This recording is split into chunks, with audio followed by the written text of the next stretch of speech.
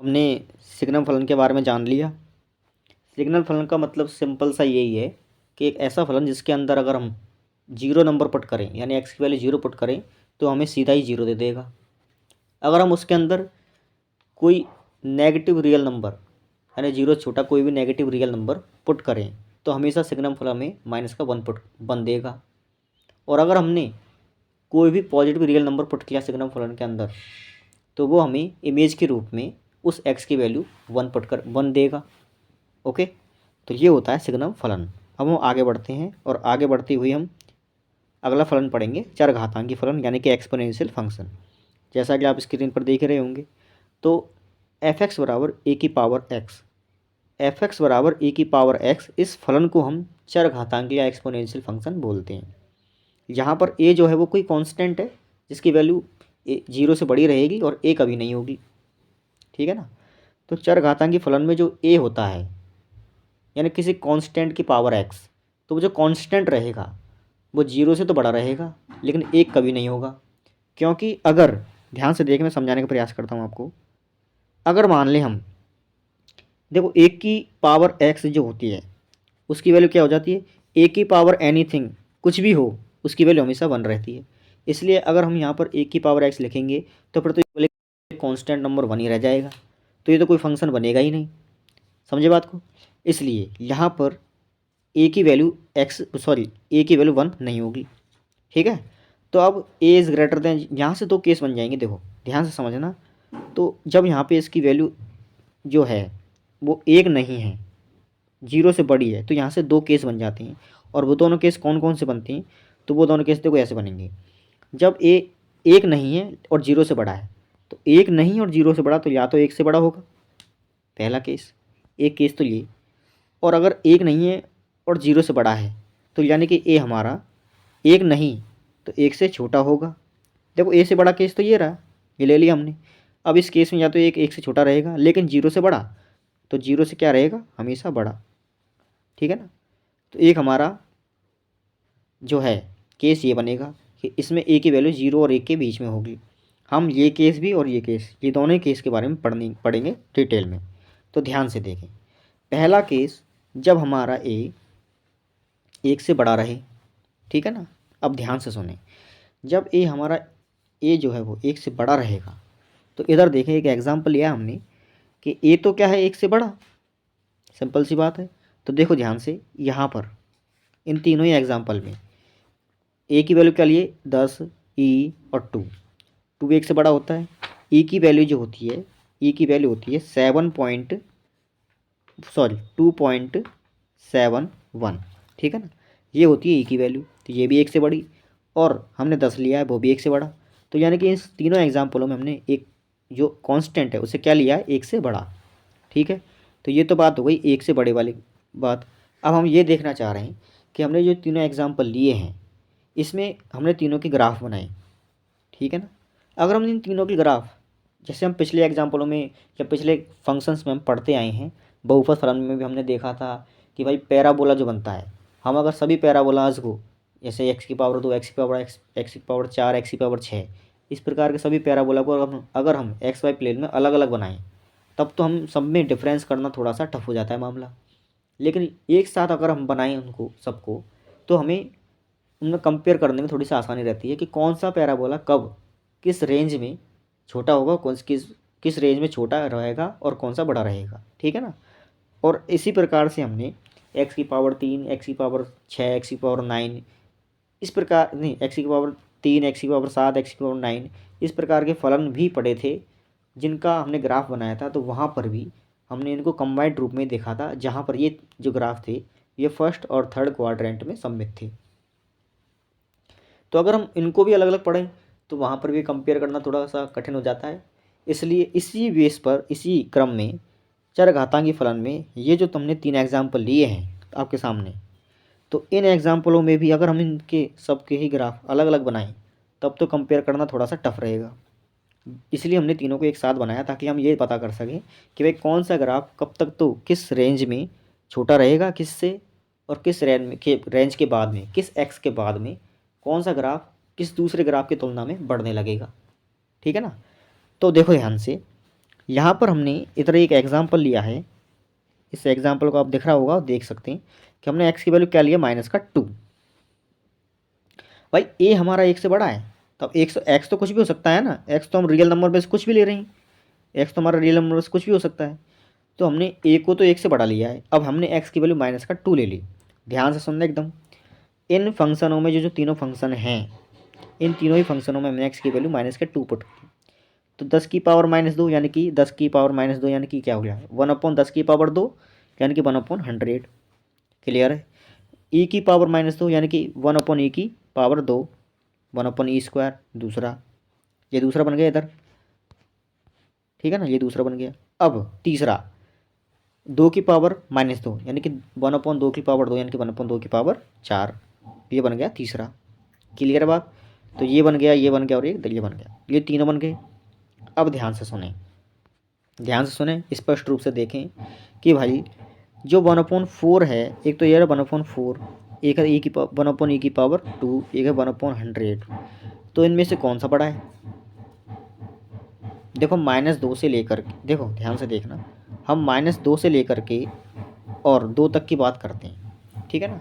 और यहाँ बीच में जीरो भी है, यहाँ बीच में क्या है, जीरो भी है, ठीक है। अब देखो ध्यान से कि जीरो से पहले पहले, यानी कि अगर हम जीरो पुट करें तो जीरो पर क्या वैल्यू देंगे, तीनों की तीनों। देखो जीरो पर क्या वैल्यू देंगे, 10 की पावर 0 क्या होता है, 10 की पावर 0 क्या होता है, 1। किसी भी कांस्टेंट की पावर 0 1 होती है। ई की पावर 0 ये भी क्या होता है, 1, ठीक है ना। और 2 की पावर 0 ये भी क्या होता है, 1। तो यानी कि x बराबर 0 पर, जब हमारा x बराबर 0 होगा तो इस मूल बिंदु पर, मूल बिंदु पर तो ये तीनों के तीनों क्या मान देंगे, 1 1 1। तो यानी कि जैसे x इक्वल 0 होगी तो मूल बिंदु पर y बराबर 1 पर ये तीनों बिंदु एक दूसरे को स्पर्श टच करेंगे, यानी कि एक दूसरे, इस बिंदु से तीनों ही पॉइंट, तीनों ग्राफ गुजरेंगे। किस वाले बिंदु से, 0, जब x की वैल्यू 0 तो y की वैल्यू 1, इस पॉइंट से ये तीनों ग्राफ गुजरेंगे, ठीक है ना। जब हमने x की वैल्यू -2 पुट की, तो जब x की वैल्यू हमने -2 पुट की तो उस टाइम पर, उस समय कौन सा ग्राफ बड़ा है और कौन सा ग्राफ छोटा है। तो ध्यान से देखें कि ये तो हो गया हमारा, देखो 1/100, ठीक है ना, ये 1/100 है, ये 1 कितना है, 2.71 की स्क्वायर यानी कि समथिंग मान लो 3, 3 का स्क्वायर 9, यानी कि ये समथिंग 1/9 है, ठीक है ना। और ये है 1/4। तो जिसका, ध्यान से सुनना, 1 के नीचे 3 कांस्टेंट नंबर हैं, तो जो नंबर सबसे छोटा है वो सबसे बड़ा होगा, ठीक है ना। और जो नंबर सबसे बड़ा है एक के नीचे, एक के नीचे की संख्या जो सबसे बड़ी है तीनों में से वो सबसे छोटी होगी। तो यानी कि 1/100 तो सबसे छोटा हो गया, उससे बड़ा ये और उससे बड़ा ये, ठीक है। समझ आई बात। मैं ग्रेटर ने लगा देता हूँ इस तरीके से, ये इस तरीके से। अब ध्यान से सुने आप, सबसे बड़ा तो क्या है, 100, 1/100 वाला ग्राफ, यानी कि ये वाला ग्राफ। तो ये वाला ग्राफ जो सबसे बड़ा है वो -2 के केस में तो रहेगा सबसे नीचे। आई बात समझ में, सॉरी सबसे बड़ा नहीं, सबसे छोटा, मैं गलत बोल गया, सबसे छोटा। तो ये तो सबसे छोटा है -2 के केस में। तो मूल बिंदु से पहले पहले, मूल बिंदु से पहले पहले इधर की तरफ में, तो ये ग्राफ जो है, ये रहा, देखो ये वाला ना, दिख रहा होगा आपको। तो ये जो ग्राफ है पहला वाला, ये वाला ग्राफ, ये तो है अपन का 10 की पावर, सॉरी 10 की पावर x, ठीक है ना, ये तो 10 की पावर x वाला है। फिर दूसरा वाला ग्राफ e की पावर x वाला, ये रहा e की पावर x। तो e की पावर x वाला ग्राफ जो है वो ये रहा, इससे जस्ट बड़ा वाला, ये 10 की पावर हो गया, ये e की पावर वाला हो गया। और इसके बाद में ये जो है कौन सा वाला, ये है सबसे बड़ा वाला, यानी कि e2 की पावर x वाला, ठीक है ना। तो अनंत, माइनस अनंत से लेकर के 0 से पहले पहले तक के में, तो ये जो ग्राफ है इनमें से कौन सा बड़ा है कौन सा छोटा है, ये आपके समझ में आ गया होगा। अब जैसे हम देखना चाहें कि भाई 0 से बड़े बड़े, हम 0 से आगे जाएं, तब कौन सा ग्राफ किससे बड़ा होगा और कौन सा ग्राफ किससे छोटा होगा। तो ध्यान से देखें, जैसे हमने अभी पुट किया था x की वैल्यू -2 पुट की थी ना, तब तो हमने देख लिया भाई नेगेटिव वाले x के लिए तो कौन सा ग्राफ किससे बड़ा है, वो हमने देख लिया इस वाले के लिए। तो अब हम चेक करना चाह रहे हैं कि भाई ये नहीं, जब हम x की वैल्यू 2 पुट करें, ध्यान से देखो, 0 से बड़ा, इस एरिया में चेक करना चाह रहे हैं हम, जब x की वैल्यू 0 से बड़ी है, यानी 2 पुट करके देख लो। तो 10 की पावर 2 कितना होता है, 100, सही कहा कि नहीं। और e की पावर 2 यानी कि e की पावर 2 इससे छोटा रहेगा। ई की पावर 2 यानी कि समथिंग 3 का स्क्वायर 9, यानी कि समथिंग कुछ 8 से कुछ ज़्यादा, 8 पॉइंट कुछ मान लो आप, कुछ भी मान लो, 1 मान लो, 2 मान लो। तो अब 8 पॉइंट कुछ, और इससे भी छोटा कौन सा रहेगा, 2 की पावर 2 यानी कि 4। सही कहा कि नहीं। अब इस अंतराल में इस हिस्से में ग्राफ की जो नेचर है वो एकदम से चेंज हो जाएंगे। तो सबसे बड़ा तो कौन सा रहेगा, 10 की पावर 2 वाला, यानी कि सबसे बड़ा कौन सा हो गया, ये। ठीक है ना। उससे छोटा कौन सा हो गया, ये। और उससे छोटा कौन सा हो गया, 2 की पावर एक्स स्क्वायर वाला। आगे बात समझ में। तो ये तो इनके नेचर हो गए, ग्राफ के बारे में समझ लिया हमने। और ये होता है हमारा एक्सपोनेंशियल फंक्शन, और कुछ नहीं है, ख़त्म। तो ये होता है एक्सपोनेंशियल फंक्शन, और उसका हमने पहला केस पढ़ लिया। अब हम पढ़ने जा रहे हैं इसका दूसरा केस, कि भाई जब हमारा, देखो एक चीज़ और समझो यहाँ पे, कि जो हमारा ग्राफ बन रहा है इस केस में जो हमारा ग्राफ बनेगा वो एक निरंतर वर्धमान ग्राफ होगा। ये निरंतर वर्धमान, एक्स की वैल्यू तुम बढ़ाते जाओ तो ग्राफ की वाई की वैल्यू भी क्या होती है, बढ़ती चली जाएगी। तो ये होता है निरंतर वर्धमान। और दूसरी बात, ये कैसा फलन है, कंटिन्यूअस फंक्शन है। ठीक है ना, कहीं से टूटा हुआ नहीं है, लगातार बढ़ते जा रहा है, कंटिन्यूअस फंक्शन है। इसके अलावा ये ग्राफ कहीं से भी एकदम से नहीं मुड़ रहा, ये बिल्कुल स्मूथली घूम रहा है ये ग्राफ। और जब कोई ग्राफ स्मूथली घूमे तो वो डिफ्रेंशिएबिलिटी भी, मतलब अवकलनीय भी होता है। ठीक है ना। तो ये जो ग्राफ है हमारा संतत भी है, अवकलनीय भी है। समझिए बात को। तो एक्सपोनेंशियल फंक्शन जब A is greater than zero, उस केस में संतत भी होता है और अवकलनीय भी होता है। सही बात कही कि नहीं। ठीक है ना। अगला क्या हम अब पढ़ेंगे, अगला वाला केस। तो हमारा अगला केस है जब हमारा ए 1 और 0 के बीच में हो, यानी 1 से छोटा और 0 से बड़ा।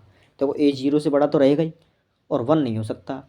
तो ए 0 से बड़ा और 1 नहीं हो सकता। उसमें तो देखो हमने पहला केस पढ़ लिया, जब ए 1 से बड़ा है। अगर कोई ए 1 से बड़ा है तो वो 0 से बड़ा तो रहेगा ही, तो वो केस तो उसमें काउंट हो गया। अब हमारा ए जो है 0 से बड़ा है, और 1 से बड़ा देख लिया हमने, अब 1 से छोटा। इस वाले केस में चलेंगे हम। तो देखो इस वाले केस में हमारा जो ए है वो क्या रहेगा, 1 से छोटा और 0 से बड़ा, यानी पॉइंटों में रहेगा कुछ ना कुछ। सही है। 1 के बराबर नहीं है, 1 से छोटा है। तो ध्यान से सुने, इस केस में जो हमारा ग्राफ होगा इसका, वो लगातार घटता हुआ रहेगा। लगातार घट रहा है नहीं, हम एक्स की वैल्यू बढ़ाते जाएंगे। जैसे हम एक्स की वैल्यू बढ़ाते गए बढ़ाते गए बढ़ाते गए बढ़ाते गए बढ़ाते गए, तो हमारी वाई की वैल्यू क्या होगी, घटती जाएगी घटती जाएगी घटती जाएगी घटती जाएगी घटती जाएगी। सही है। घटती तो जाएगी, लेकिन कभी भी ये ग्राफ हमारे एक्स एक्सिस को टच नहीं कर पाएगा। और टच करेगा तो कहाँ करेगा, अनंत पर। सही है। एक्स की वैल्यू आप बढ़ाते जाओ और इसको आप जूम करते जाओ, यहाँ से एक्स की वैल्यू क्या करते जाओ, बढ़ाते जाओ, और इसको आप जूम करते जाओ। ठीक है ना। तो जितना आप जूम करोगे ना इसको, 1 मिनट रुकें। तो जितना आप इसको जूम करोगे, एक्स की वैल्यू बढ़ाते जाओ, ये लाइन जितना जूम करते जाओगे उतना जूम होती चली जाएगी। ठीक है ना। तो कहीं भी टच नहीं कर पाएगी इस एक्स को। आप बढ़ाते चले जाओ, चाहे कितना ही बढ़ा दो आप इसको, तो टच नहीं कर पाएगा कभी भी एक्स को ग्राफ। तो हम कह सकते हैं कि जैसे जैसे एक्स बढ़ता जाएगा, ग्राफ लगातार गिरता चला जाएगा एक्स की तरफ। ठीक है। एक्स की तरफ गिरता चला जाएगा, यानी वाई की वैल्यू घटती चली जाएगी। तो हम इसे बोलेंगे निरंतर ह्रासमान फलन। ठीक है ना। तो ये कौन सा ग्राफ है, निरंतर ह्रासमान फलन। लेकिन ये ग्राफ भी, इस केस में ये ग्राफ भी, ये जो पॉइंट है इसी से गुजरेगा। सही बात है। तो ये ग्राफ भी इस केस में 0,1 इसी बिंदु से गुजरेगा। ठीक है ना। दूसरी बात, ये जो ग्राफ है, इस ग्राफ को जो, ये हमने किसका ग्राफ लिया, e की पावर माइनस एक्स का। तो ध्यान रहे कि e की पावर माइनस एक्स का जो ग्राफ होता है वो तो होता है ये वाला। ठीक है ना। ये कौन सा ग्राफ हो गया, e की पावर माइनस एक्स वाला।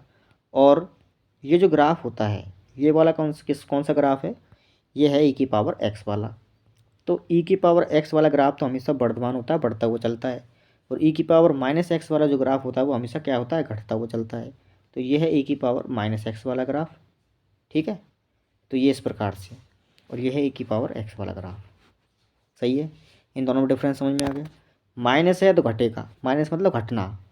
समझे, माइनस का मतलब घटना। तो ग्राफ हमेशा घटता चला जाएगा। और प्लस का मतलब बढ़ना, तो ग्राफ हमेशा बढ़ता चला जाएगा। तो अब आसानी से आप इन दोनों में फ़र्क कर सकते हो कि भाई e की पावर एक्स ग्राफ कौन सा होता है और e की पावर माइनस एक्स ग्राफ कौन सा होता है। e की पावर माइनस एक्स यानी कि माइनस, माइनस मतलब ग्राफ घटेगा, प्लस यानी ग्राफ बढ़ेगा। क्लियर है इतना पॉइंट। सही है ना। अब हम बढ़ते हैं, इसी केस में हम देख रहे हैं कि इस केस में हम डोमेन और रेंज की बात कर लेते हैं। चलो मैं यहाँ पर एक साइड में एक एग्जांपल दे रखा है, इस एग्जांपल को हम थोड़ा सा देख लेते हैं कि ये एग्जांपल क्या कहना चाह रहा है। ठीक है, तो देखें एक बार, ये रहा हमारा एग्जांपल। हमने क्या किया, ये जो ई की पावर एक्स है, ठीक है ना, ई की पावर माइनस एक्स ली हमने, तो ई की पावर माइनस एक्स किसके बराबर होती है, 1/, ई की पावर एक्स के। सही कहा कि नहीं, ये होती है ना, 1/, में लिख सकते हैं इसको हम। अब ध्यान से सुने कि ई की जो वैल्यू होती है वो कितनी होती है, ई की वैल्यू, ई की वैल्यू होती है 2.71। ठीक है, अब किसी भी संख्या के नीचे देखो, 1 के नीचे मैंने 2.71 किया, तो ये नंबर 1 से छोटा होगा या बड़ा होगा, 1 से छोटा होगा। सही बात है कि नहीं, ठीक है ना, ये नंबर 1 से छोटा। इसका मतलब ये वो जो ग्राफ है, ये जो फंक्शन हमने लिया है, इस फंक्शन में जो बेस है ना, ये बेस, ध्यान से देखो, ए की पावर एक्स में, इस केस में हम ए की पावर एक्स में, इस केस में हम ए को क्या ले रहे हैं, 1 से छोटा। ध्यान सुनना, मैं पूरा दोबारा से क्लियर कर रहा हूँ। ए की पावर एक्स जो हमारा ग्राफ है, ए की पावर एक्स जो हमारा ग्राफ है, उसमें हम ए क्या ले रहे हैं, इस केस के अंदर 1 से छोटा। ध्यान से देखना, हमने क्या लिया, ई की पावर माइनस एक्स लिया है कि नहीं। मैं इस ई की पावर माइनस एक्स को क्या लिख सकता हूँ, ध्यान से देखना, ई की पावर -1 की होल पावर एक्स। सही कहा कि नहीं, सही है ना। तो यानी कि 1/e की होल पावर एक्स, ऐसा ही है कि नहीं, ऐसा हो गया। ध्यान से देखो, यहाँ से यहाँ गए हम, ऐसा लिख दिया इसको हमने। अब 1/e, ये जो होता है 1/e, 1/ क्या है, e, ये होता है 1 से छोटा। सही है कि नहीं। तो यानी कि हमने जो ये फंक्शन माना है ई की पावर माइनस एक्स, ये इस फंक्शन में जो चर है वो क्या है, ई की पावर -1, वो 1 से छोटा है। इसलिए अब इस केस में ई की पावर माइनस एक्स हमारा जो फंक्शन है, हमने उसका ही ग्राफ बनाया है। ठीक है ना, तो ये बात समझ में आई आपको इतनी। तो ई की पावर माइनस एक्स का ग्राफ आपसे ये होता है, ये ध्यान रखना है आपको। ठीक है, ये होता है ई की पावर माइनस एक्स का ग्राफ, हमेशा लगातार गिरता हुआ। अब हम बात कर लेते हैं कि इसके प्रांत और डोमेन के बारे में, प्रांत और परिसर के बारे में चर्चा करेंगे हम। तो ध्यान से देखें, दोनों ही केसों में हम एक्स की वैल्यू देखो, माइनस अनंत से लेकर के प्लस अनंत तक कुछ भी रख सकते हैं। रियल नंबर में से हम कुछ भी पॉइंट उठाएं, हमें उसके संगत वाई का कोई ना कोई मान जरूर मिलेगा। क्यों मिलेगा, क्योंकि हमारा ग्राफ लगातार घट रहा है या फिर लगातार बढ़ रहा है, कहीं से टूट नहीं रहा है। इसका मतलब बीच के सारे मान लेते हुए चलेगा। ठीक है ना, बीच के सारे मान लेते हुए चलेगा, तो प्रत्येक एक्स पर कोई ना कोई वाई जरूर मिलेगा हमको। इसलिए दोनों ही केसों के लिए एक्सपोनेंशियल फंक्शन की जो डोमेन होती है, जो प्रांत होता है, वो क्या हो जाता है, पूरा रियल नंबर। पूरे रियल नंबर में से आप कोई भी एक्स पिक करो, कोई भी एक्स पिक करके आपको उस एक्स की कोई ना कोई इमेज वाई जरूर मिलेगी, और वो भी कैसी मिलेगी, अद्वितीय, अलग। ठीक है ना, तो ये बात क्लियर हुई। अब हम आगे बढ़ते हैं, इसके परिसर के बारे में चर्चा करते हैं। भाई इसका परिसर क्या होता है, ध्यान से देखना एकदम। हमारा जो ग्राफ है, ध्यान सुनना, हमारे जो दोनों ग्राफ है, मैं थोड़ा सा जूम करके इधर साइड में बता देता हूँ आपको। तो देखो, हमारे जो दोनों ग्राफ हैं, हमने दोनों ग्राफ बनाए। पहला ग्राफ तो ये है कि भाई हमेशा बढ़ता चला जा रहा है। दूसरा ग्राफ ये है जो हमेशा घटता हुआ चला जा रहा है। तो ये तो है ई की पावर माइनस एक्स का ग्राफ, ठीक है ना, और ये है ई की पावर एक्स का ग्राफ। अब ध्यान से देखें, ये दोनों ही ग्राफ एक्स एक्सिस से तो ऊपर ऊपर हैं। ठीक है ना, दोनों ग्राफ क्या है, एक्स एक्सिस से ऊपर ऊपर। तो यहाँ पर क्या होता है, जीरो मूल बिंदु, यहाँ मूल बिंदु होता है हमारा। मैं थोड़ी थिकनेस बढ़ा देता हूँ। देखो, ये तो होता है हमारा मूल बिंदु इस पॉइंट पर। ठीक है ना, ये तो होगा हमारा मूल बिंदु, और ये यहाँ पे मूल बिंदु। ठीक है ना, हमारा जो ग्राफ है, ये जो हमारा ग्राफ है, ये मूल बिंदु से तो क्या है, ऊपर ऊपर, दोनों जगह ऊपर ऊपर है ना। मूल बिंदु से यानी कि वाई एक्स के पॉजिटिव दिशा में, वाई की पॉजिटिव दिशा में है दोनों ग्राफ। ठीक है ना, नेगेटिव दिशा में दोनों ग्राफ में से कोई भी ग्राफ नहीं है। तो यानी वाई की जो वैल्यू आएंगी, वाई की वैल्यू का संग्रह ही तो होता है हमारा प्रांत, सॉरी परिसर। तो वाई की जो वैल्यू रहेंगी वो जीरो से तो अधिक, ठीक है ना, जीरो से भी ज़्यादा, जीरो भी नहीं हो रही भाई, वाई की वैल्यू जीरो भी नहीं मिल रही हमको। ठीक है ना, तो वाई की वैल्यू जीरो से अधिक, और किधर, प्लस इन्फिनिटी की ओर, ऊपर की तरफ बढ़ रहा है। वाई की पॉजिटिव दिशा में हमारा ग्राफ है, ठीक है ना, एक्स अक्ष के ऊपर ऊपर। तो एक्स एक्स के ऊपर ऊपर हो और कभी भी ये एक्स एक्स को टच नहीं करेगा। जब ये एक्स एक्स को टच नहीं कर पाएगा तो एक्स की वैल्यू जीरो रहेगी, यानी वाई की वैल्यू हमेशा हमें जीरो से पॉजिटिव भी मिलेगी, जीरो भी नहीं मिलेगी। क्लियर है बात? आप चाहे कोई भी एक्सपेक्ट करो, आपको ना तो वाई की वैल्यू जीरो मिलेगी और ना ही जीरो से कम मिलेगी, जीरो से अधिक ही मिलेगी आपको वैल्यू। ठीक है, इतनी बात क्लियर हुई? तो इसलिए अब देखो ध्यान से, मैं इसको छोटा करता हूँ। तो यहाँ देखें एक बार आप, ये इसकी जो रेंज है, क्या आपको ये समझ में आई? भाई हमारा जो ग्राफ है वो एक्स एक्स को टच ही नहीं कर रहा, तो हमें ऐसा कोई एक्स नहीं मिल पाएगा जिस पर वाई जीरो हो जाए। ठीक है ना? अगर जीरो होने के लिए मिलेगा भी तो वह अनंत पे जाके मिलेगा, और अनंत कभी आता नहीं है, तो अनंत कभी आएगा नहीं, तो हमारा जो वाई की वैल्यू वो जीरो भी नहीं मिलेगी। इसलिए open interval zero comma infinity, ये इसका क्या हो जाएगा? ये इसका हो जाएगा परिसर। ठीक है, ये परिसर हो गया और ये हो गया इसका प्रांत। क्लियर है? तो परिसर और प्रांत क्या होते हैं? चरघातांकी फलनों के, वो आपको समझ में आ गए। अब हम आगे बढ़ेंगे। तो हमने पढ़ लिया परिसर और प्रांत क्या होते हैं किसी चरघातांकी फलन के। ठीक है, अब हमारा लास्ट है और अंतिम जो ग्राफ जो फलन है वो है लघुगणकीय फलन, लॉगरिथमिक फंक्शन। तो अब हम पढ़ेंगे अगला लॉग के फलन के बारे में। ठीक है, लॉग फलन क्या होता है? बिल्कुल सिंपल सी बात है कि F of X is equal to log X base A. इस लॉग फलन में जो बेस है वो क्या है? ए। ठीक है ना, यहाँ पर बेस क्या है? ए। ठीक है ना? अब ध्यान से सुनना एकदम कि बेस जो है वो हमारा जीरो से बड़ा होना चाहिए, पॉजिटिव। बेस कैसा होना चाहिए? पॉजिटिव। ठीक है, उसके अलावा बेस हमारा जो है वो वन भी नहीं होना चाहिए। ठीक है, क्योंकि वन बेस के लिए ये डिफाइन नहीं होगा फंक्शन। ठीक है ना, बेस वन भी नहीं होना चाहिए और जीरो से बड़ा भी होना चाहिए। तो एक्सपोनेंशियल फंक्शन और लॉग फंक्शन ये एक दूसरे के उल्टे होते हैं वैसे देखा जाए तो। अभी हम देखेंगे क्या उल्टा है में क्या विपरीत है। तो अब ध्यान से सुने, यहाँ पर भी दो केस बन जाएंगे, इसी कंडीशनों के लिए दो केस यहाँ फिर से बन जाएंगे। दोनों केस कौन कौन से बनेंगे? जब हमारा ए जो है वो एक से बड़ा है और ए जो है वो एक जीरो और एक के बीच में है, बिल्कुल सेम टू सेम चरघातांक यानी एक्सपोनेंशियल फंक्शन की तरह ही लॉगरिथमिक फंक्शन के बारे में भी चर्चा करेंगे। थोड़ा सा हम अब ध्यान से सुनते जाएं आप कि इन दोनों में अंतर क्या है एक्चुअली। तो देखें, जब हमारा बेस जो है वो एक से अधिक होगा तो उस कंडीशन में, तो उस केस में जो लॉग का जो ग्राफ होगा वो तो बनेगा ये वाला। ध्यान से देख सकते हैं आप, लॉग का ग्राफ होगा ये वाला। ठीक है ना? और जब हमारा बेस जीरो और एक के बीच में होगा तो फिर हमारा जो लॉग का जो ग्राफ बनेगा वो बनेगा हमारा ये वाला। ठीक है, ये लॉग का ग्राफ ये वाला बनेगा। अब ये ग्राफ बन कैसे रहे हैं तो इसका बारे में ध्यान सुन ले एक बार आप। तो देखो, हमने क्या पढ़ा था चरघातांकी फलन में? हमने पढ़ा था कि चरघातांकी फलन में जो ग्राफ होते हैं दोनों ही ग्राफ किस पॉइंट से गुजरते हैं? 0,1 से और 0,1 से। ठीक है, यहाँ पर जो ग्राफ होंगे लॉग वाले में ये दोनों ही ग्राफ 1,0 से गुजरेंगे। यहाँ पर तो ग्राफ एक्स अक्ष को टच करने की कोशिश करता है दोनों में ही। ठीक है ना, यहाँ पर ग्राफ एक्स अक्ष को टच करने की कोशिश करता है लेकिन टच नहीं कर पाता है दोनों ही केसेज में। लेकिन यहाँ पर जो ग्राफ है वो दोनों ही केसेज में वाई एक्स को टच करने का प्रयास करेगा। वो गिर या तो ऊपर से नीचे गिरेगा या नीचे से ऊपर पड़ेगा। तो ये तो हो गया डायरेक्ट वर्धमान वाला फलन। ये कौन सा फलन हो गया? ये तो ये लगातार बढ़ रहा है। ठीक है ना, ये तो लगातार बढ़ रहा है, तो ये तो हो गया वर्धमान। ये तो वर्धमान वाली कैटेगरी हो गई।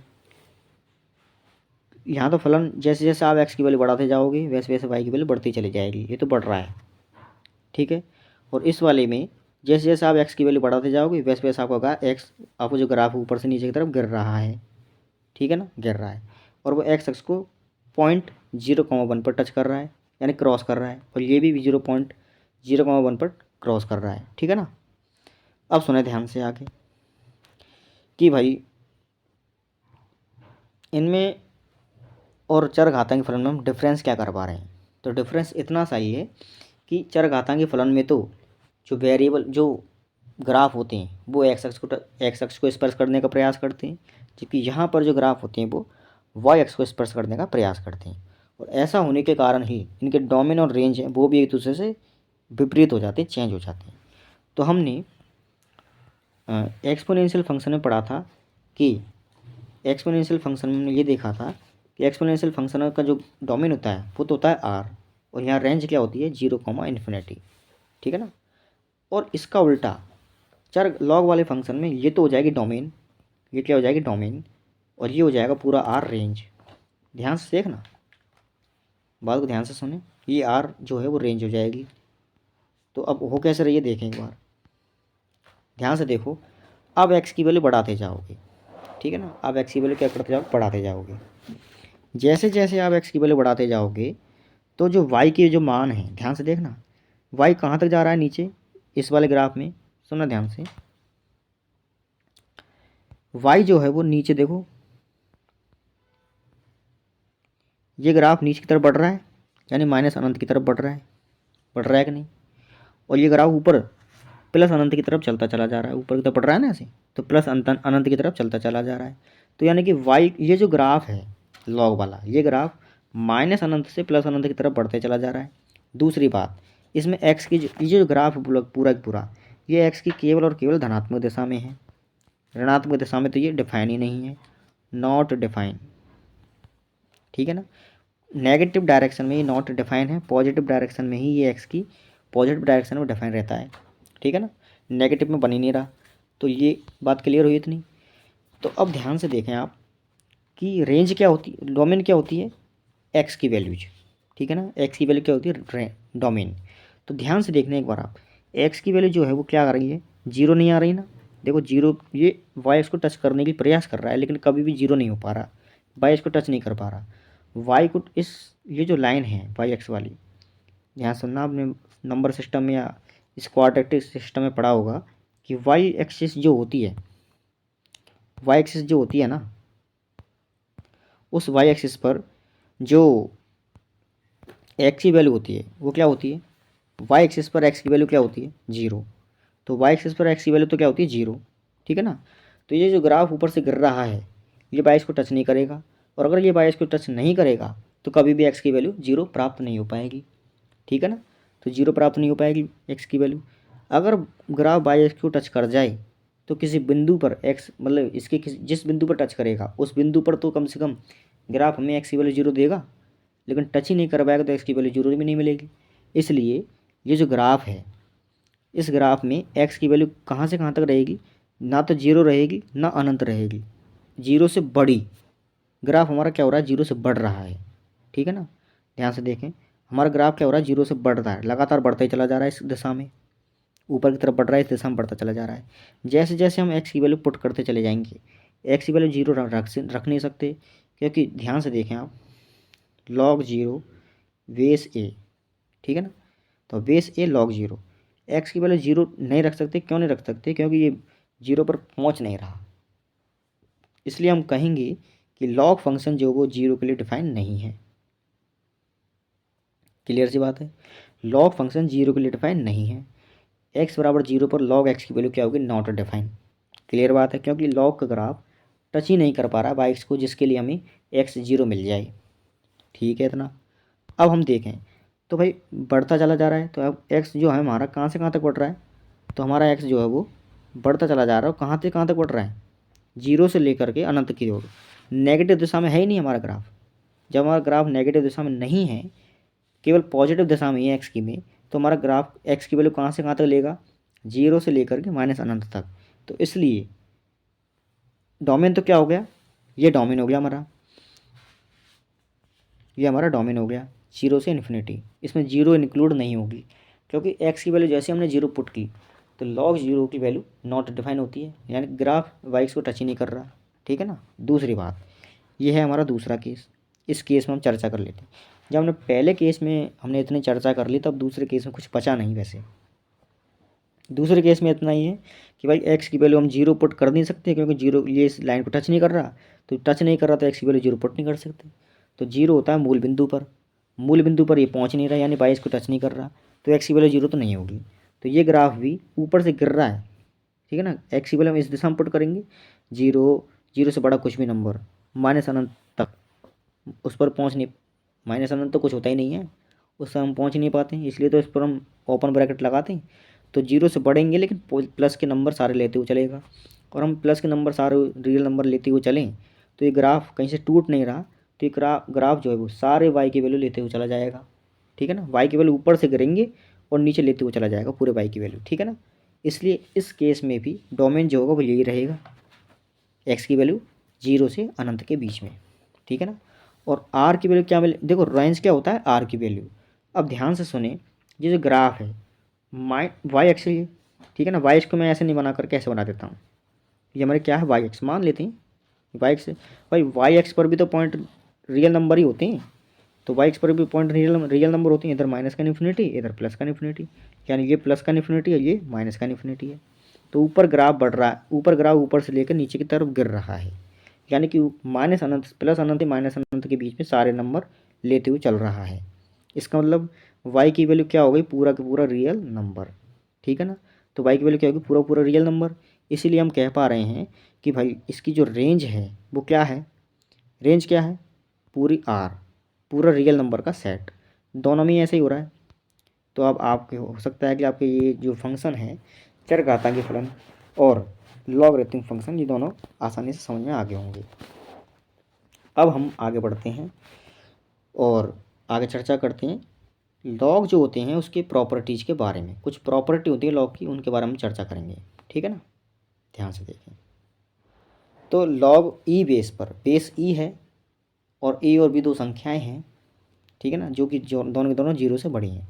क्योंकि अगर दो संख्याओं गुणनफल में से कोई एक संख्या अगर जीरो हुई तो उनका गुणनफल जीरो हो जाएगा, और जीरो के लिए लॉग हमारा डिफाइन नहीं होता है।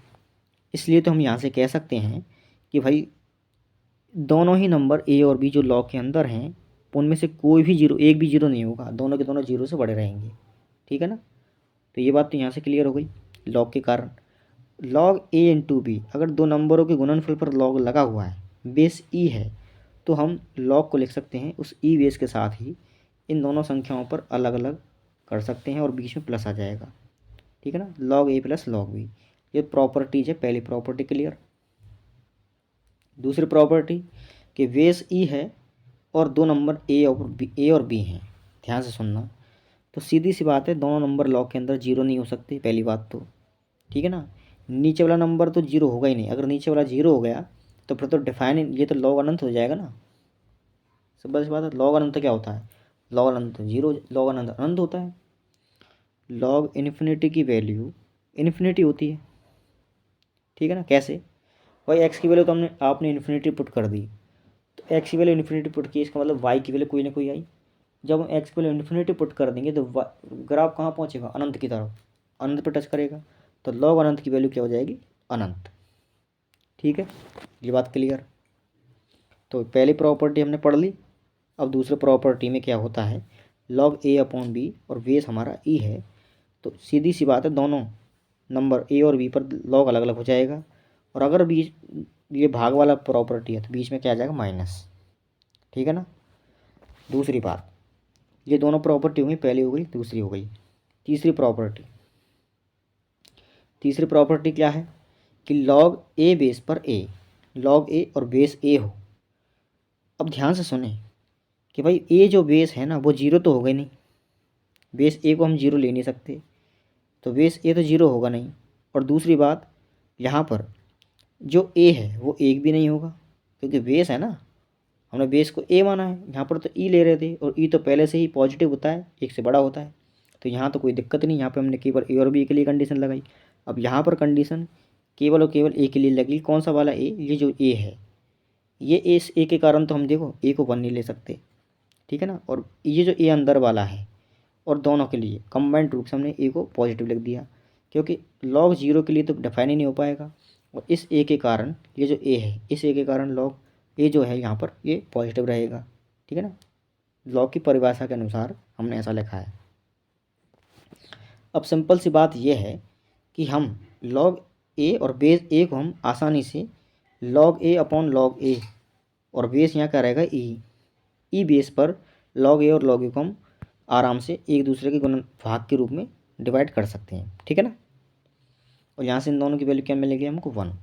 तो लॉग ए और बेस ए हो, तो लॉग ए और बेस ए, लॉग के अंदर जो राशि है वो और उसका बेस दोनों समान हो तो लॉग की वैल्यू क्या हो जाती है 1। ठीक है, ये तीसरी प्रॉपर्टी क्लियर हुई। चौथी प्रॉपर्टी है कि लॉग ए की पावर m और बेस क्या है हमारा e, लॉग ए की पावर m और बेस e है।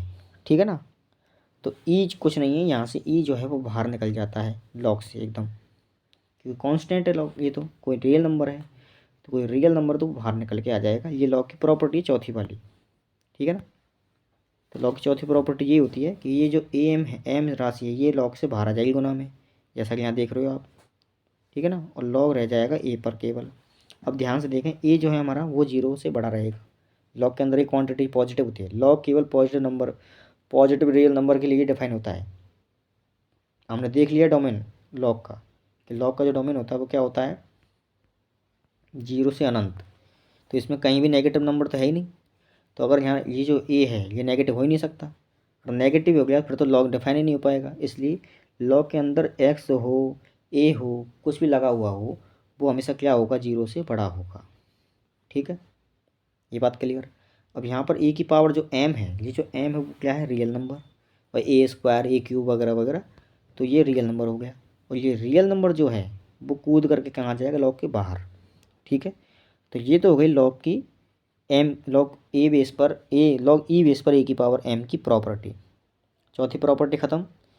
अब प्रॉपर्टी नंबर 5, 5 प्रॉपर्टी देखते हैं हम। तो देखो ध्यान से, 5 प्रॉपर्टी में सॉल्व करवा देता हूँ कैसे किया है इसमें, तो ध्यान से सुने।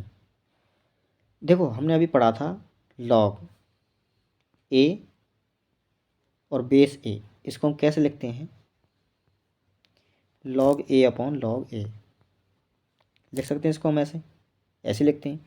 तो इसी प्रॉपर्टी का यूज करते हुए हम क्या लिखेंगे, ध्यान से देखें, इसी प्रॉपर्टी का यूज करते हुए क्या लिख रहे हैं हम, लॉग ए की, लॉग ए और बेस क्या है, बी की पावर एम। हमने उस वाले में क्या किया था, लॉग ए की पावर ए, सॉरी लॉग ए और बेस ए, इसमें क्या किया था, इस ए के लिए अलग लॉग लगा दिया ऊपर। ठीक है ना, और बेस वाले लॉग के लिए हमने अलग से लॉग लगा दिया ही। ठीक है, दोनों लॉग अलग अलग हो गए। इसी कारण से हम क्या कर रहे हैं अब, ध्यान से देखें, इस वाले लॉग में, इस वाले लॉग में, इस लॉग ए के लिए तो अलग से ऊपर ऊपर है तो ऊपर ही लग दिया है लॉग। ठीक है ना, और नीचे जो बेस में है उसके लिए हमने नीचे क्या किया, लॉग बी की पावर एम ये लिख दिया। ठीक है ना, हमने पिछली प्रॉपर्टी पढ़ी है चौथी, कि अगर बी की पावर एम जो है, एम रियल नंबर है, वो कूद करके कहाँ जाता है, बाहर आ जाता है ना। इसलिए अब इस स्टेप से अगली स्टेप में देखें ध्यान से आप, अगली स्टेप में लॉग ए तो लॉग ए रह गया। ठीक है ना, लॉग ए तो क्या रह गया, लॉग ए रह गया। तो देखो लॉग ए तो रह गया लॉग ए। ठीक है ना, लॉग बी जो है लॉग बी बन गया, और पावर जो है बाहर कूद करके आ गई नीचे ही, तो पावर नीचे है इसलिए 1/m। ठीक है ना, तो 1/m, और इसको क्या लिख सकते हैं हम, पिछली प्रॉपर्टी के अकॉर्डिंग इसको क्या लिख सकते हैं हम, लॉग ए और बेस एम। सही है, तो ऐसा हो गया। तो एम जो है वो कूद करके कहाँ जाएगा, बाहर निकल के आ जाएगा। इसका मतलब ये हुआ कि ये किसके बराबर हो गया, ये हो गया बराबर 1/m लॉग बी, बेस तो बी है और ए पर लगा हुआ है लॉग। ठीक है, ये इसका मतलब हुआ। तो इसको ऐसे सॉल्व कर सकते हैं हम। अब आप ये यहाँ से देखें, ये जो कंडीशन यहाँ पर लिखी हुई है, ये कंडीशन कैसे कैसे लगाई हैं। तो देखो यहाँ पे आए आप, इस जगह पे आए, ए जो है वो पॉजिटिव होना चाहिए लॉग के अंदर, और लॉग के अंदर बी भी है तो बी भी पॉजिटिव होना चाहिए। सही बात है कि नहीं, ए भी पॉजिटिव होना चाहिए, बी भी पॉजिटिव होना चाहिए। सही है ना, तथा लॉग के अंदर नीचे बी है, अगर बी की वैल्यू 1 हो गई तो लॉग 1 की वैल्यू क्या होती है, 0। लॉग 1 की वैल्यू क्या होती है, 0। लॉग 1 बराबर 0 होता है। क्यों होता है, हमने देखा था ना अभी कि भाई लॉग का जो ग्राफ है वो इससे जाता, ऐसे जा रहा था, ऐसे जा रहा था ना। ये जो पॉइंट था, ये पॉइंट क्या था, ये पॉइंट था एक्स की वैल्यू 1 और वाई की वैल्यू 0, ये पॉइंट था। तो इसमें जब एक्स की वैल्यू 1 पुट करेंगे हम, यानी लॉग के अंदर 1 गया, लॉग एक्स की जगह एक्स के स्थान पर 1 गया, तो वाई की वैल्यू क्या हो जाएगी, 0। ये मतलब लॉग वाई, लॉग एक्स की पूरे की क्या वैल्यू हो जाएगी, 0। वाई बराबर लॉग एक्स था ना, इसलिए जैसे ही हमने एक्स की वैल्यू 1 पुट की तो इस log 1 की वैल्यू 0 होती है तो y की वैल्यू क्या हो जाएगी 0। ठीक है, तो जैसे y की वैल्यू 0 हुई यानी log 1 की वैल्यू 0 हुई तो नीचे वाला log b में अगर b की जगह 1 पुट करें तो नीचे वाला log तो हो जाएगा 0, हो जाएगा कि नहीं।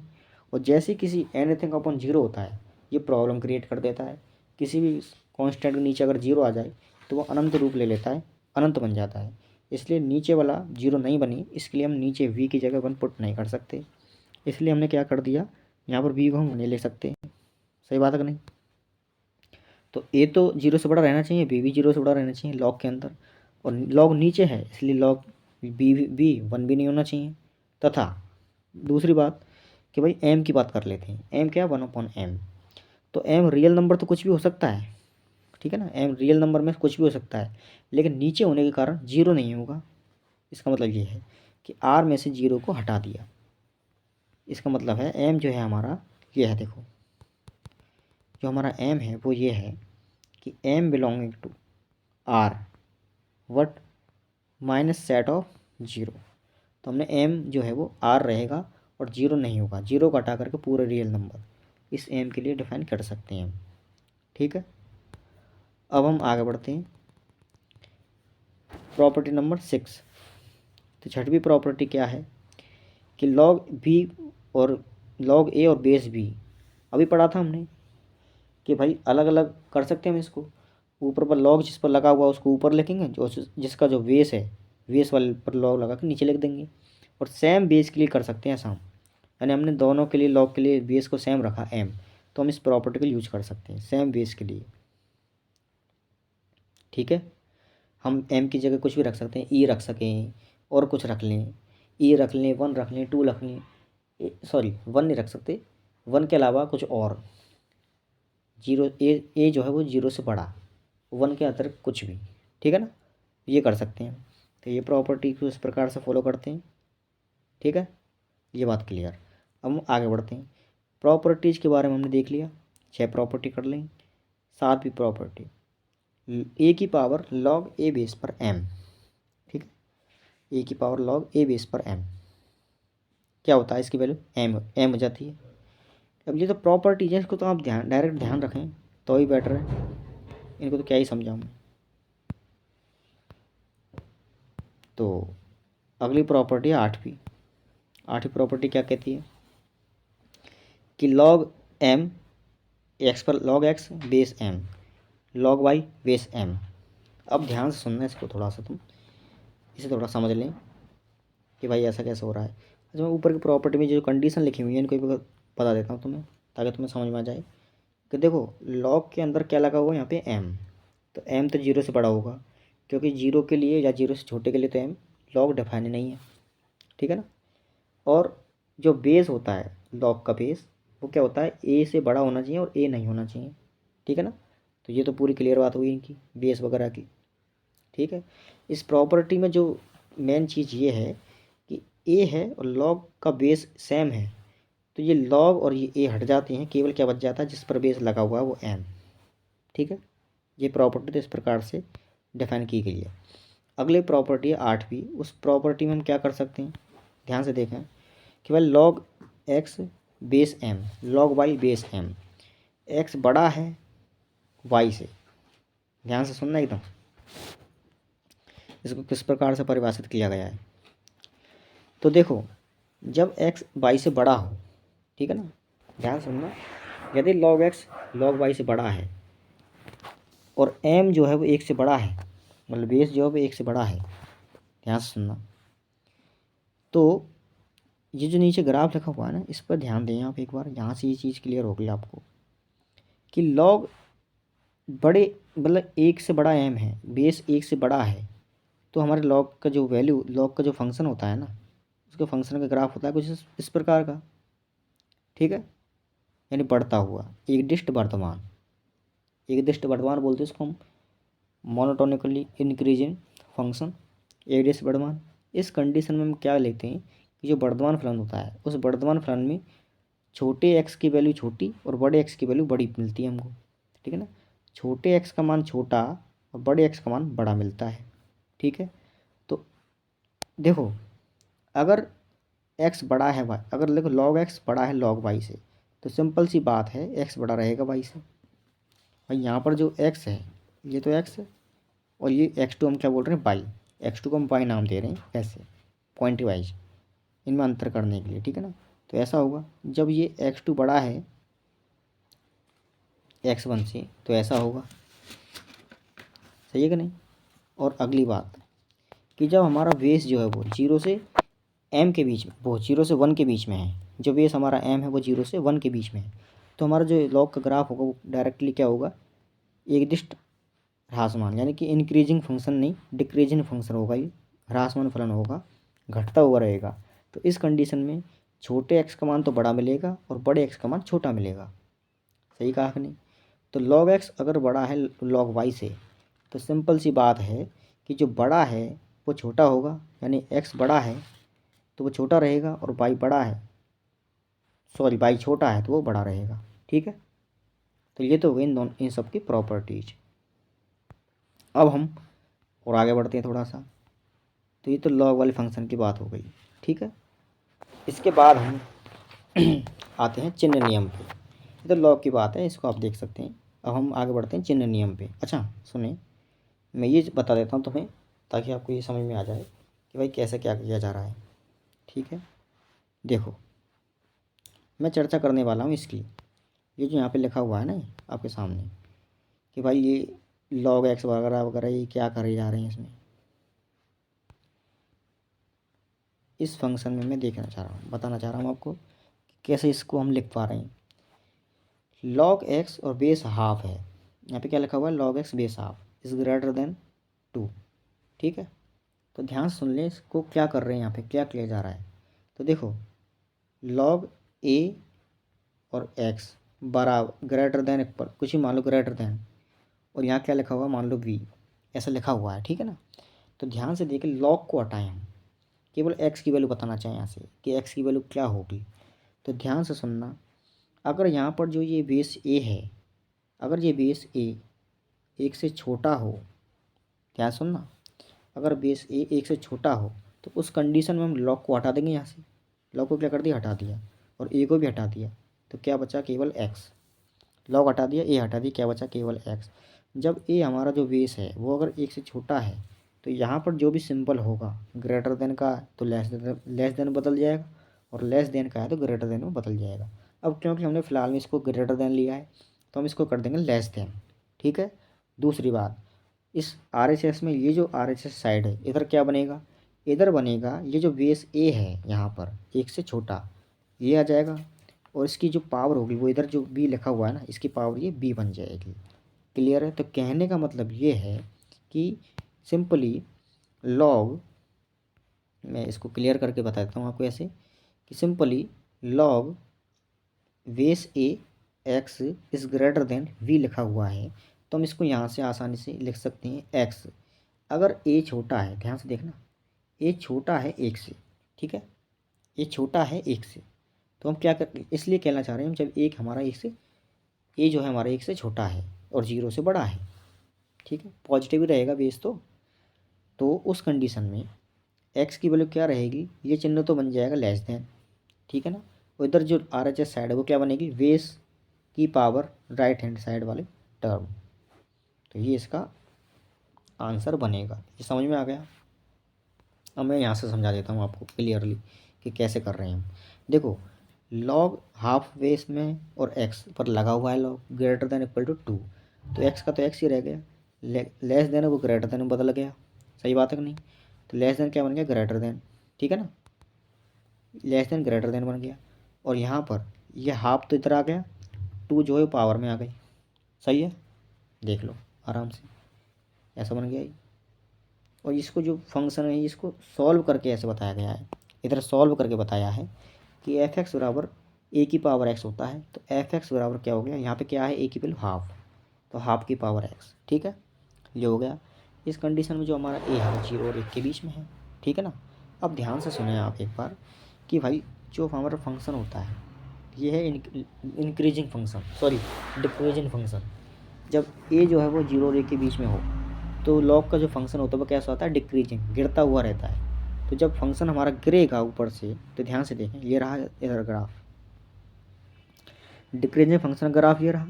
तो डिक्रीजिंग फंक्शन में छोटे एक्स का मान तो बड़ा मिलता है और बड़े एक्स का मान मिलता है हमें छोटा। क्लियर है? तो इसीलिए ध्यान से सुनना एकदम कि भाई हमने क्या किया, यहाँ से यहाँ पर जो वैल्यू है ना, हमने यहाँ से इनकी वैल्यू उठा कर रखी। तो ये तो है बड़ा एक्स, मान लेते हैं ये है छोटा एक्स, ठीक है ना, बड़ा एक्स और छोटा एक्स। और इस केस में, इस वाले केस में ये जो ग्राफ है ना, इन ये सॉरी डिक्रीजिंग वाला, इस केस में हमने यहाँ इस फलन में इसकी वैल्यू पुट की। ध्यान से देखना, हाफ की पावर एक्स है, तो यहाँ पर बड़ा एक्स क्या है, ये रहा, और छोटा एक्स क्या है, ये रहा। तो हमने बड़ा एक्स पुट किया पहले, तो हाफ की पावर बड़ा एक्स और हमने हाफ की पावर छोटा एक्स, ठीक है ना, हाफ की पावर बड़ा एक्स और हाफ की पावर छोटा एक्स हमने ये पुट कर दिए, हाफ की पावर छोटा एक्स पुट कर दिया। अब भाई ये तो बड़ा है, बड़े का मान छोटा, छोटा कर दिया, और छोटे का मान बड़ा कर दिया। तो यहाँ से ये प्रॉपर्टी का यूज किया कि भाई इन डिक्रीजिंग फंक्शन में छोटे एक्स का मान तो बड़ा मिलता है और बड़े एक्स का मान छोटा। यहाँ पर एक्स छोटा था तो उसका मान बड़ा मिल गया, ग्रेटर देन लगा दिया ना हमने, नहीं सॉरी छोटा तो ये है, ये एक्स छोटा था तो इसका मान बड़ा मिल गया, ग्रेटर देन लगा दिया हमने। दोबारा सुनो भाई, ये एक्स का हमारा क्या है, बड़ा वाला, ये एक्स छोटा वाला है, तो इस छोटे वाले एक्स का मान तो क्या मिल गया, बड़ा, इस बड़े वाले एक्स का मान क्या मिल गया, छोटा। ठीक है, इतना किया। यहाँ पर अब हमने क्या सॉल्व किया, यहाँ पर एक प्रॉपर्टी पढ़ी थी हमने इसके लिए कि लॉग ए की पावर लॉग ए और एक्स हो या एम हो, ठीक है ना, उसकी जगह क्या हो जाता है, केवल एम। ये लॉग और ये पूरा हट जाता है, केवल एम बचता है। ऐसा ही पढ़ा था हमने, इसका हमने यहाँ पे यूज किया है कि देखो ये हाफ बेस में है, इसका बेस तो हाफ है और ये हाफ की पावर में बन रहा है, तो हाफ की पावर लॉग हाफ, ये तो हट जाएगा, केवल क्या बचेगा, एक्स। तो यहाँ पर क्या रह गया, केवल एक्स, एक्स रह गया ना ये केवल यहाँ पे। और इधर क्या बना, इधर बन गया हाफ की पावर 2, ठीक है, हाफ की पावर 2। तो ये इसका मान आया एक्स का। समझ में आई बात?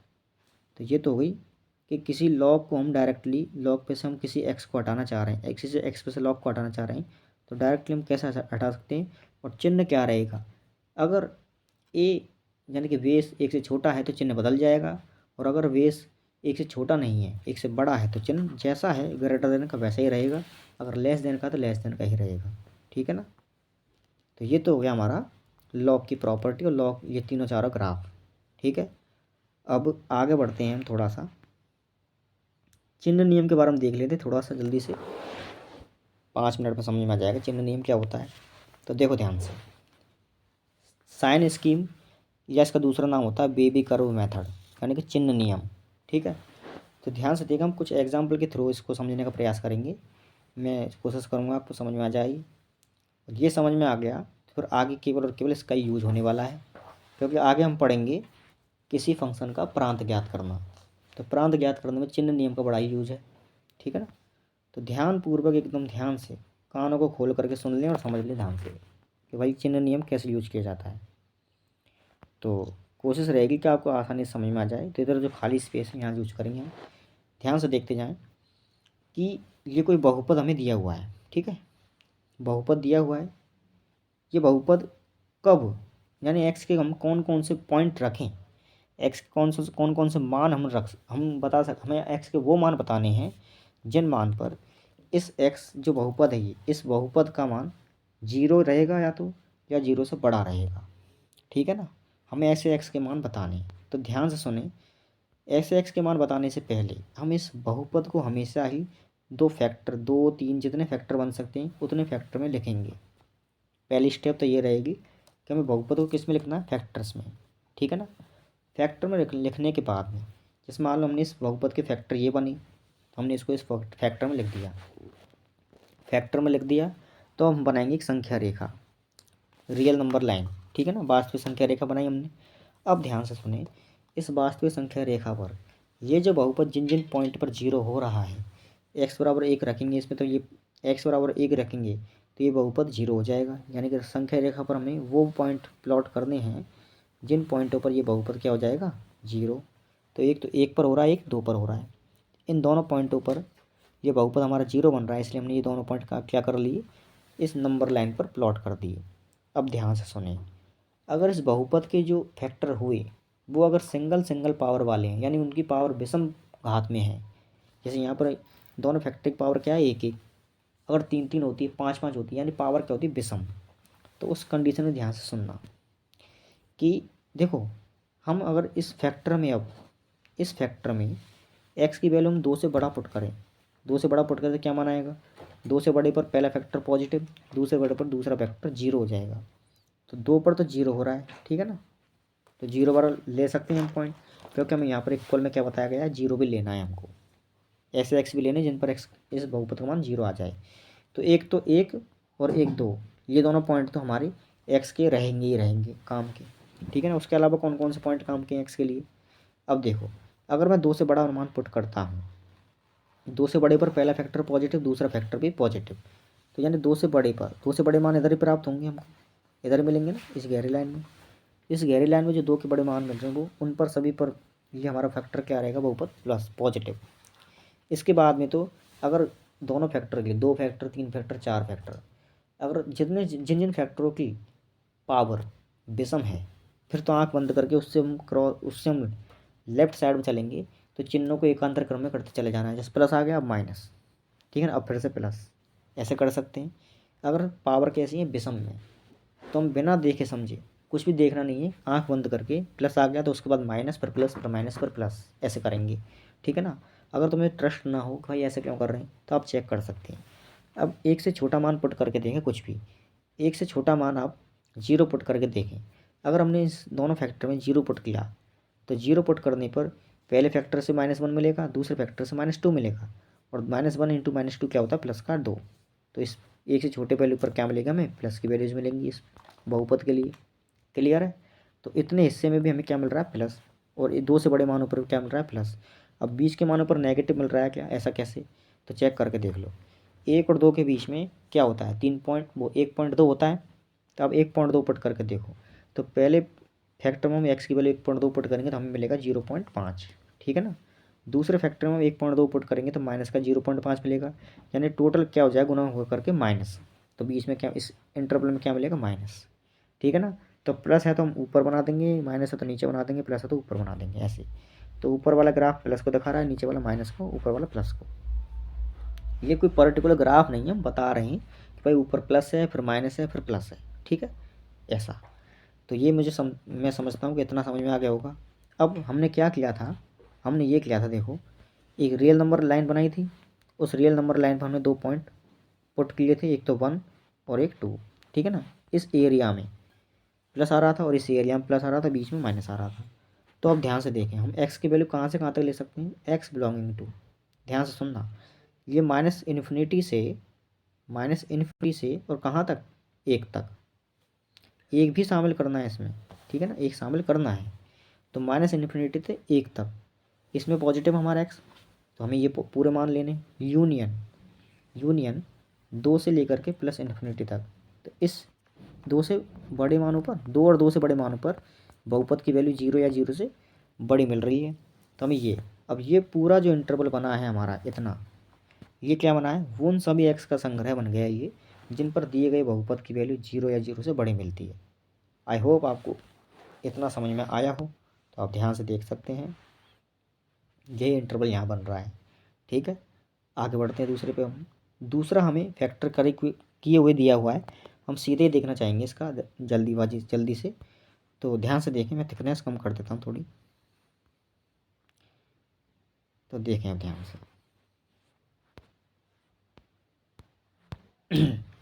तो इस एग्जाम्पल में, सेकंड एग्जाम्पल में देखो, x-1 का स्क्वायर है, x-2, ठीक है ना, इसकी पावर तो 1 है, इसकी पावर 2 है, सम।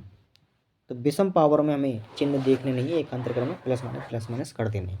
लेकिन जब सम पावर आ जाए तो वहाँ रुक जाना थोड़ी देर के लिए, सुनना ध्यान से क्या करना है। नंबर लाइन खींची हमने, ठीक है ना, नंबर लाइन पर 2 पॉइंट प्लॉट किए, एक तो 1 और एक 2 कर दिए। अब ध्यान से सुनो, जैसे हम 2 की, जैसे देखो 2 से बड़ा मान पुट करेंगे, 2 से बड़े मान पर क्या मिलेगा, ये पॉजिटिव हो जाएगा, ये तो पहले से ही पॉजिटिव ही है, तो ये तो पॉजिटिव देगा, नेगेटिव नंबर आ जाए इसके अंदर तब भी पॉजिटिव, क्योंकि स्क्वायर लगा हुआ है। और ये जो है वो क्या बनेगा, 2 से बड़े मानों पर, 2 से बड़ा मान 3 पुट करें, 3 पर ये पॉजिटिव, सेकंड नंबर वाला फैक्टर और पहले वाला फैक्टर भी पॉजिटिव, तो टोटल गुना क्या हो जाएगा पॉजिटिव, तो इधर तो मिलेगा हमें पॉजिटिव। ठीक है, तो यहाँ पर तो मिलेगा हमें पॉजिटिव। अब इसके बाद में देखो दो, इस फैक्टर के लिए 2 मिल रहा है, तो इस फैक्टर के 2 के से हम जैसे क्रॉस करेंगे लेफ्ट के साइड में, तब तो हम, क्योंकि इसकी पावर सिंगल है, तब हम देखेंगे नहीं कि भाई क्या करना है, केवल एकांतर क्रम में चिन्ह चेंज कर देना है, प्लस आ गया तो माइनस कर देना आराम से। ठीक है ना, अब इसके बाद में रुक जाना है थोड़ी देर के लिए।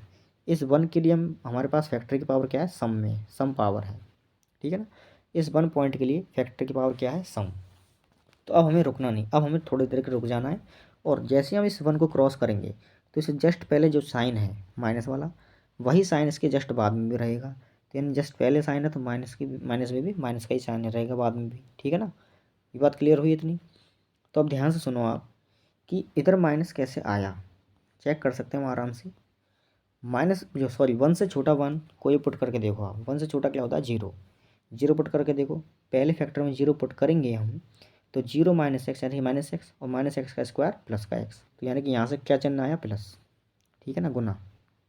दूसरे फैक्टर से देखो, 0 पुट किया तो माइनस का 2, यानी क्या चिन्ह आया, माइनस का, तो मतलब गुना करने पर क्या चिन्ह बनेगा, माइनस का, तो यहाँ क्या चिन्ह बन रहा है, माइनस का।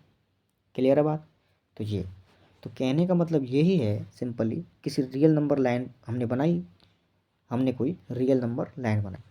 ठीक है ना, उस पर हमने जिन जिन बिंदुओं पर हमारा जो बहुपद है वो 0 हो रहा है, हमने वो 2 पॉइंट प्लॉट कर लिए, 1 और 2।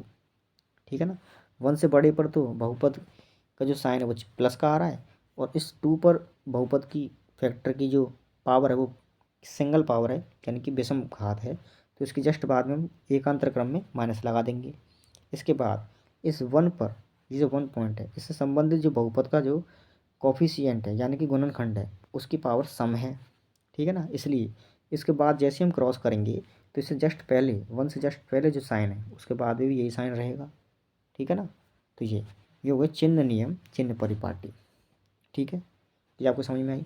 अब यहाँ से हम कैसे बता सकते हैं एक्स की वैल्यू कौन कौन सी लेनी है, तो देखो यहाँ पर जो लिखा हुआ है ना, एक्स की वैल्यू हमें वो लेनी है जिस पर ये बहुपद जो है हमारा 0 रहे या 0 से बड़ा रहे, नेगेटिव वाले छोड़ दें, यानी कि हमें ये सारे पॉइंट छोड़ने हैं, ये सारे पॉइंट क्या करने हैं, छोड़ने हैं।